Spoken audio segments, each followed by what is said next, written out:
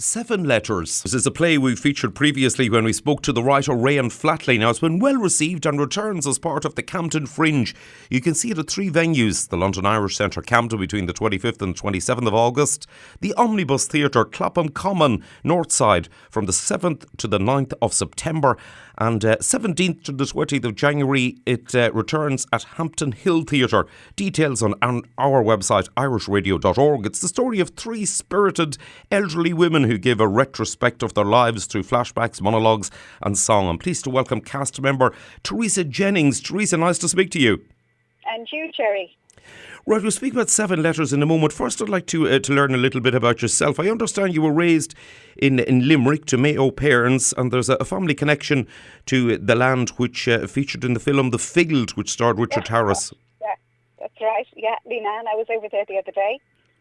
Okay. And I'm in Limerick at the moment, and I'll be going to the Mayo-Cork match later today. My brother has a spare ticket. Oh, excellent stuff. So my nephew is going to coach me in all the insults I should throw to the Cork class. I shouldn't say that, really. But, yeah. Behave yourself, for heaven's sake. Yeah, oh yeah. A bit late now. I believe you've many talents as an Irish speaker and also as an Irish folk and jazz singer. Well, yes, I do a bit of singing and speak. Well, yeah, Irish, I suppose.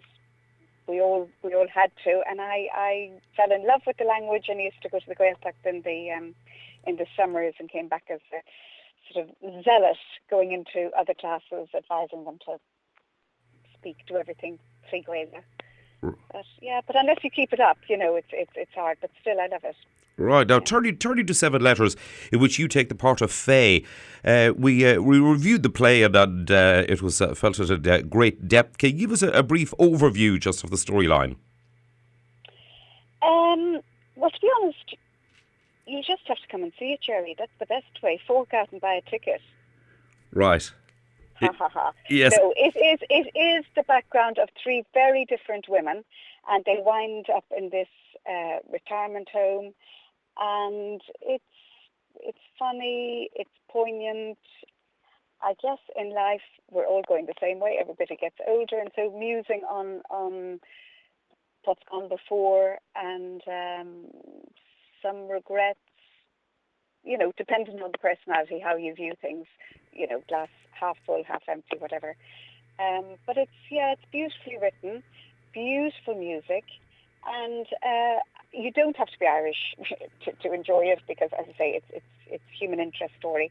But I think there is a little extra something for anyone who is Irish. Right. And it's gone down a storm when we've done it already in Twickenham and in Brentford at Waterman's and in the Tabard. We sold out every time. So, yeah, it's sort of hopefully growing in momentum. Right, now, as you mentioned about the music, the musical director is Lindsay Bridgewater. Now, his performing credits are as diverse as Ozzy Osbourne to Buckingham Palace and the Vatican. I believe, he was backing for Ozzy Osbourne for a number of years, and so he's written the music, and he's married to Rian, the writer. So the music is it's so catchy. I can even hear the strains of it now. Da, da, da, da, da, da, da. And I'm in the wings, and I think, oh yeah, no, right. Go on. And Charlotte Woods, the lead vocalist, she's very impressive. She is. She's new to us, and she is the daughter of Tempe, my sidekick, the one that I give her a lot of grief during the play. But Claire, she's actually really lovely, and happily we all get on. But in terms of the play, she's very, very prim and proper. I'm a bit more wayward, and I think I drive her just berserk. But it's her daughter who's come on board and is singing. Right, now we were impressed. She plays, go on. We were impressed with how seamlessly the music sort of fits into the story, in which the writer Rayan Flatley has handled the issues surrounding ageing sort of with sensitivity. How well do you think that she succeeded in getting the audience to recognise that each elderly person was once young and vibrant with hopes and dreams? Well, I think just through the dialogue and the interchanges between us, you get glimpses of what was possible once, missed opportunities, and some people are very sanguine about aging. I think it depends on the experiences they've had. Others are maybe a little bit more bitter and things that have happened to. And also, of course, we just meet people. We don't know what's beneath the surface until we're privy to, their inner monologues or whatever. And I suppose that's also what the care assistant manages to get out of them. When you meet people who are vulnerable, and are prepared to divulge things that they mightn't do otherwise. Right. Now, Teresa, your character is Faye, is Irish, and the plot shows how you've been shaped by your upbringing, but it isn't actually an Irish play. Do you feel the themes explored will resonate with women of all cultures? Oh, most definitely. I mean, people are people. Human nature is human nature, and, people often put a gloss on things and try to pretend things are better than what they are. Faye can't be bothered with any of that. And she's had a hard time, but she doesn't let things get to her. Whereas the other two, things have happened to them as well, but one is more, but she's able to handle it, and then the other character is sort of a bit bitter and twisted. Right. No, you've played Maureen in the Beauty Queen of Lenan, the Widow Quinn in the Playboy of the Western World, and with the Mayo News critic saying Widow Quinn steals the show. Currently, you're working on a play based on solitary confinement in prisons in England and Ireland, which was informed by UCD and Warwick University research. Now, your schedule must be busy. So we've just finished that. We'll be doing it again in London in October. But yeah, we've just been in Smock Alley and up in the Mac in Belfast. And it's a lovely company, Talking Birds, and I've worked with them once before. That was based on immigration and mental illness, because they found that there was an awful lot of Irish people locked up in what was then termed lunatic asylums in Lancashire. And so they posed the question, were they mad before they left, or because they left, or a combination of the two? So they worked on case studies and real characters, and we did a play, and that was to be... Right. Now, you obviously, you've got a busy schedule, but yet your faith in Seven Letters, which we share at the Irish Spectrum, is such that you actually became involved in it again. Yeah, I think with the whole cast, we really believe in it.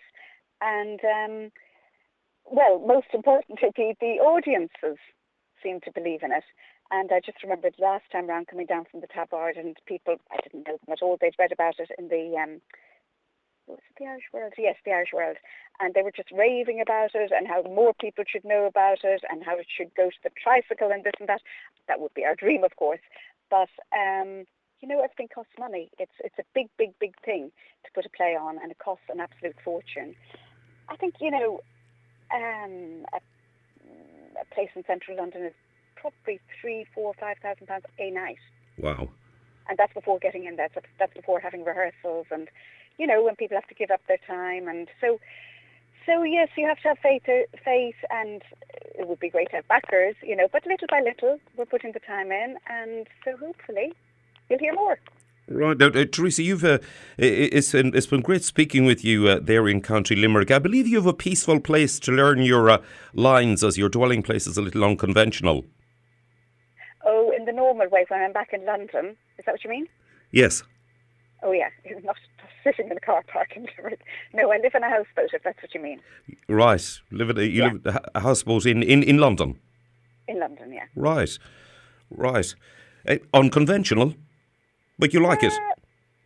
Well, I think I've been there over 20 years, but I think there are more and more houseboats, actually. People are sort of spreading out rather than going up and up. Floating homes is sort of, not so unusual nowadays. Indeed, yes. But I'm on a marina with 27 other boats, so it's a little village. We're all shareholders. Right. So we all manage at the sort of monthly meetings, and It was formed, I think, maybe 45 years ago. So most people don't move; they just stay. Right, excellent. Boats change. One just arrived recently. It was built over in Belgium, and it sailed home. Well, it didn't. It sailed some of the way, and then the engine broke down. Got towed the rest of the way. But any number of stories. It's quite a place. Yeah, now 7 Letters is it's at the London Irish Centre, Camden, 25th to the 27th of August at the Omnibus Theatre, Clapham Common, Northside, 7th to 9th of September. And looking ahead to next year, it's at Hampton Hill Theatre, 17th to the 20th of January. Tickets are available through camdenfringe.com or venues. Teresa, listen, we wish you every success with the... Thank you, Jerry. Lovely to speak to you. Yeah, and you should come. I will, definitely. We'll organise a ticket for you. Thank you very much. Teresa. 2 tickets. Lovely stuff, Teresa. Great to speak to you. Take care. Bye.